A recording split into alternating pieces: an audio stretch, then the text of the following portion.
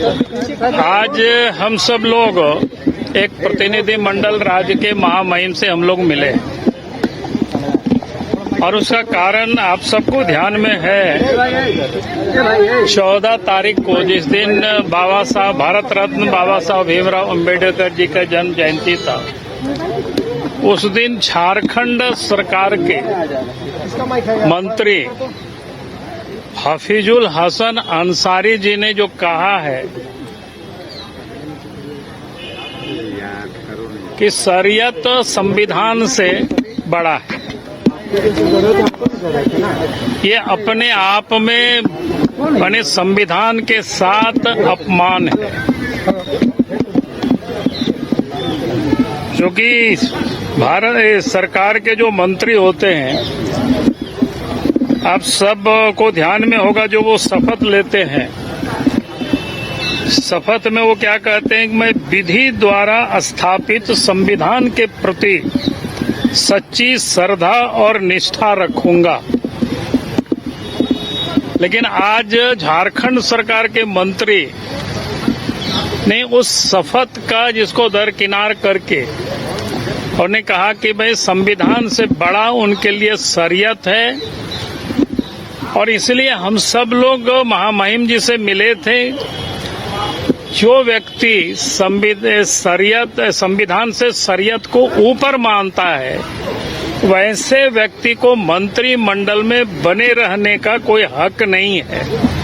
और इसलिए महामहिम से हम सब ने मांग की है कि वो मुख्यमंत्री को निर्देशित करे और उनको मंत्रिमंडल से बर्खास्त करे, क्योंकि ये उनकी कोई जुबान फिसला ऐसा नहीं है। सोची समझी जो उनकी दिल की बात थी, उसको इन्होंने प्रकट किया है।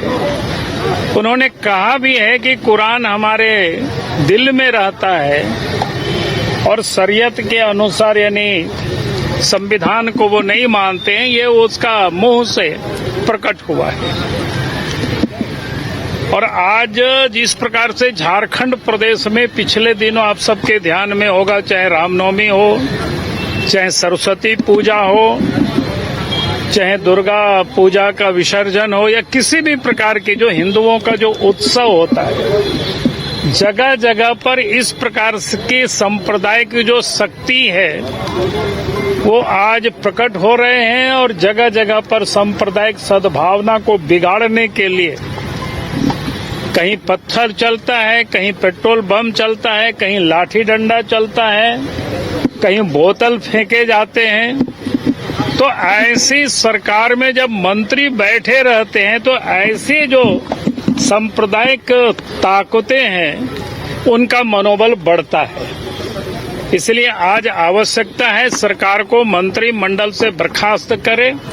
आज इसी मांग को लेकर के जिला स्कूल से लेकर के यहाँ तक हम सब ने क्या कहते हैं उसको रोष मार्च किया। राजभवन में राज्यपाल से हम लोग मिले हैं। और ये कार्यक्रम यहीं सीमित नहीं होगी, ये शुरुआत है। आज झारखंड के संपूर्ण झारखंड में ये कार्यक्रम चलेगा और सरकार को हम लोग विवश करेंगे ताकि उनको मंत्रिमंडल से हटावे। सर, राज्यपाल ने क्या जवाब दिया आप लोगों ने? राज्यपाल ने हम सब लोगों की बातों को सुना है और उन्होंने कहा है कि जरूर हम सरकार से इस संदर्भ में हम बात करेंगे। सर, लेकिन राज्यपाल पर भी तो सवाल उठ रहे हैं कि राज्यपाल क्या कर रहे थे जब वो शरीयत की बात कर रहे हैं और संविधान को नहीं मान रहे हैं, जबकि संविधान में शपथ लिया जाता है राज्य के प्रति। राज्यपाल के पास हम सब लोग भी गए हैं, उनके भी संज्ञान में बातें हैं। तो जो संवैधानिक प्रक्रिया होता है उसी पर ही हर कोई करता है। और मैं समझता हूं कि राज्यपाल ने सारे विषय को गंभीरता से सुना है और उन्होंने आश्वस्त भी किया है कि सरकार से हम इस संदर्भ में बात करेंगे और इसके बाद अग्रेतर कार्रवाई करेंगे। बहुत बहुत धन्यवाद। एक प्रतिनिधि मंडल आदरणीय प्रदेश अध्यक्ष आदरणीय नेता विरोधी दल बाबूलाल मरांडी जी के नेतृत्व में प्रतिनिधिमंडल माननीय राज्यपाल जी से हम लोग मुलाकात किए और जिस तरह से पिछले दिनों राज्य के मंत्री हफीजुल हसन के द्वारा कि हम संविधान को नहीं शरीयत को मानते हैं, जो बयान दिया गया ये दुर्भाग्यपूर्ण बयान संविधान शपथ संविधान की लेते हैं और संविधान की अवहेलना करने वाले, संविधान को दरकिनार करने वाले, इनका जो बयान था इसको लेकर माननीय महामहिम से मिलकर उनको हमने दिया है। बहुत ही गंभीरता पूर्वक माननीय राज्यपाल जी ने इस बात को सुना और उन्होंने इसका जिक्र भी किया कि ये जानकारी उन्हें भी है, वो सरकार से इस पर बात भी कर रहे हैं और निश्चित रूप से जो संवैधानिक दायित्वों के तहत जिस तरह से होगा वो कार्रवाई करेंगे। और हम सब चाहते हैं कि ये मुख्यमंत्री जी को इसको तुरंत बर्खास्त करना चाहिए। ऐसे मंत्री जो उनके मंत्रिमंडल में शामिल है और जो शरीयत की बात करते हैं, निश्चित रूप से बर्खास्त करना चाहिए। साथ ही साथ ये कांग्रेस जो इंडी गठबंधन के सबसे प्रमुख घटक कांग्रेस है, ये संविधान की बात पूरे चुनाव में पॉकेट में रख के संविधान की बात करने वाले लोग, आज कहाँ गया उनका संविधान के प्रति प्रेम?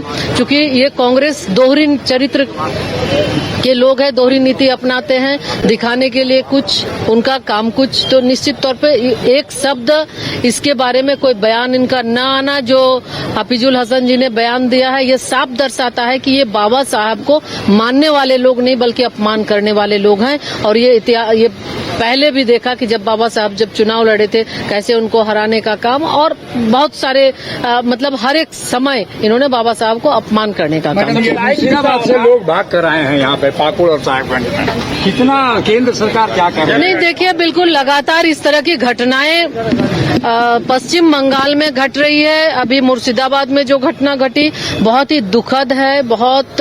और एक उस प्रदेश में, चूंकि इसके पहले भी कई हुआ जहां की मुख्यमंत्री महिला है और महिलाओं के साथ जिस तरह से अत्याचार अनाचार हो रहे हैं, जो उत्पीड़न हो रहा है, जो लोग घुस के घर तोड़ दे रहे हैं लोगों के साथ, तो कहीं न कहीं ऐसा लग रहा है कि अब बंगाल में जो अराजकता की स्थिति है कि जो हिंदू को पलायन करने को मजबूर है और ये सरकार वैसे लोगों को, जाति समुदाय विशेष के लोगों को संरक्षण दे रही है। निश्चित रूप से ये ऐसा दर्शाता है कि ये जानबूझकर सरकार के द्वारा